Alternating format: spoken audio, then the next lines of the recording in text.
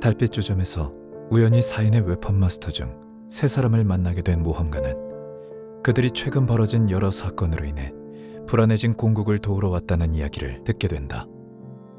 그리고 자리에 없는 부안가란 인물과 과거 비명굴 사건에 대해서도 듣게 되었다. 비명굴에서 자신들 위에 누군가 더 있었던 것 같았다는 아간조. 그러나 생각을 이어가기도 전에 다급히 다가온 카라카스에게서 처음 보는 마가타가 웨스트 코스트에 불시착했다는 소식을 전해 듣게 된다. 그렇게 서둘러 웨스트 코스트로 향한 모험가. 1000개의 사절인 마를렌 키츠카를 만나 1000개에서 일어난 큰 전쟁과 안톤이라는 거대한 생명체가 나타나 1000개를 위협하고 있다는 놀라운 소식을 듣게 된다. 그리고 그녀에게서 도와달라는 요청을 받게 되었다.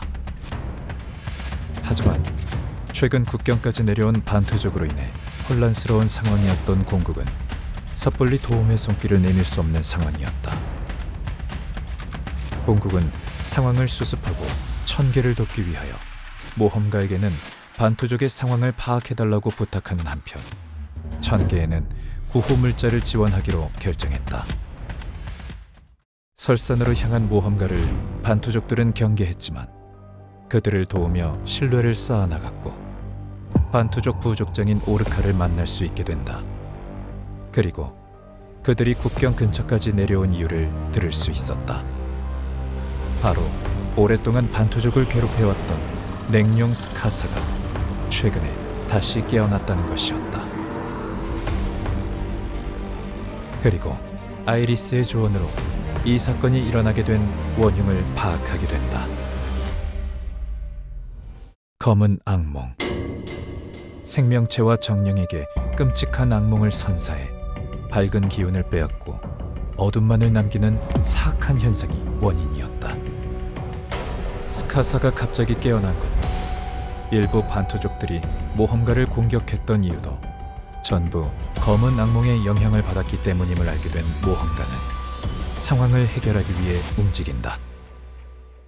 반투족의 족장이자 4인의 웨펀 마스터 중 한 명, 그리고 시로코의 정신 공격도 통하지 않았던 존재 부안가에게 도움을 요청하기 위해서였다. 모험가는 앞을 막아서는 반투족들을 뚫고 부안가를 만나는 데 성공한다. 그리고 그에게 지금까지의 일들을 전해주었다. 모험가의 이야기를 들은 부안가는 스카사를 쓰러뜨리기로 결심하고 공국과 손을 잡고 스카사가 있는 곳을 향해 나아간다. 우여곡절의 시련이 있었지만 결국 스카사에게 도달한 모험가 일행은 때마침 지원을 온 공국의 기사 로바토와 아간조의 도움으로 스카사를 쓰러뜨리는 데 성공한다.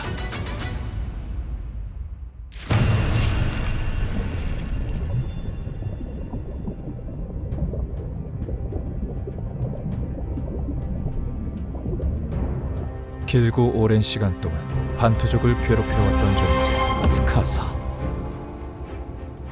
그를 쓰러뜨리는 데 큰 도움을 준 모험가는 반투족의 은인이자 친구가 되며 스카사의 뿔을 선물 받았다.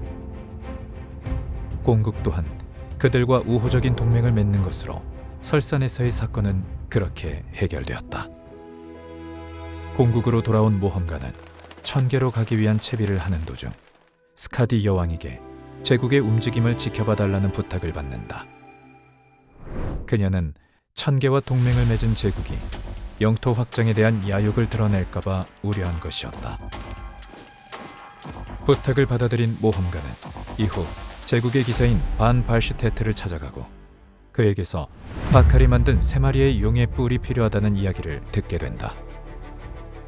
샤란의 연구로 용의 뿔로 만든 촉매제를 통해 아라드와 1000개 사이를 막고 있는 바칼의 마법진을 뚫을 수도 있다는 것을 전해 들었기 때문이다. 모험가는 다시 흑요정 왕국 펜느스를 찾아간다.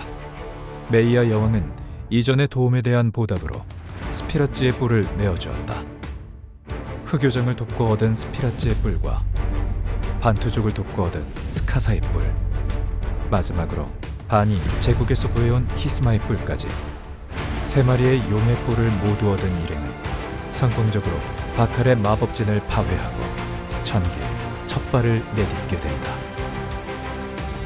힘들게 도착한 천계는 참혹한 모습이었다. 서부 무법지대의 무장단체 카르텔이 전쟁을 일으키고 황녀까지 납치했기 때문이었다. 모험가는 천계 수비 대장인 젤딘에게 현 상황에 대해서 듣게 된다. 거대한 몸집을 가진 사도 안토니 이튼 공업지대의 슬라우 공업단지에 나타나 그곳에서 생산되는 모든 전기를 흡수한 탓에 대규모 정전이 일어났다는 것. 그래서 안톤을 몰아내기 위해 수많은 황도군이 이튼 공업단지로 향하게 되었고, 이 틈을 노린 카르텔이 황도를 침공하면서 제대로 싸워보지도 못하고 속수무책으로 당할 수밖에 없었다는 이야기였다. 사정을 들은 모험가는 전쟁에 참여하게 되었다.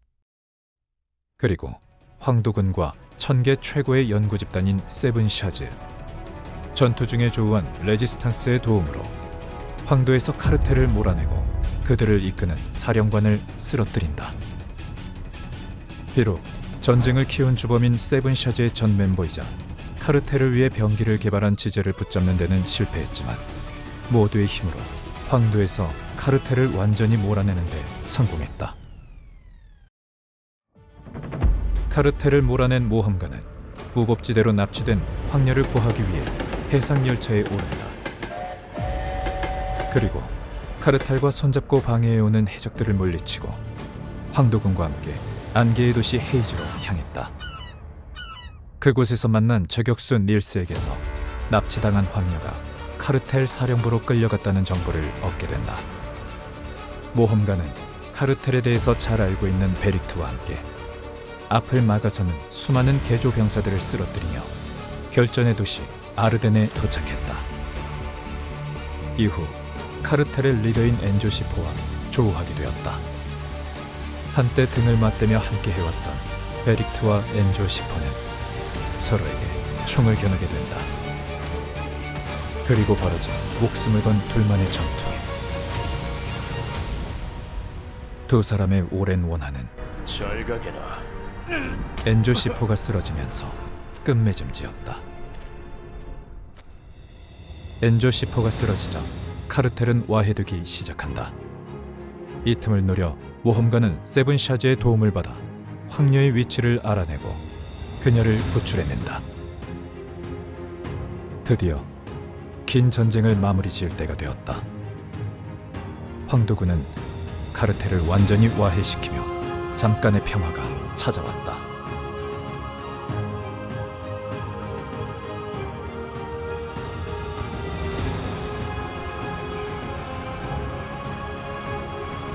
하지만 마음 놓고 승리의 기쁨을 누릴 수는 없었다. 사도 안톤이라는 커다란 적이 남아 있었기 때문이었다. 비록 카르텔과의 전쟁에서 큰 피해를 입었지만 안톤을 물리치고 완전한 평화를 얻기 위해서 천계인들은 또 다른 전쟁을 준비하기 시작했다. 전쟁을 일단락시킨 모험가는 감사를 표하며 훗날을 기약하는 황녀 에르제의 배웅을 뒤로하고 아라드로 돌아오게 된다. 그리고 그간의 일을 스카디 여왕에게 전하고 오랜만에 휴식을 갖게 되었다. 하지만 그것도 잠시 모험가에게 누군가 찾아오는데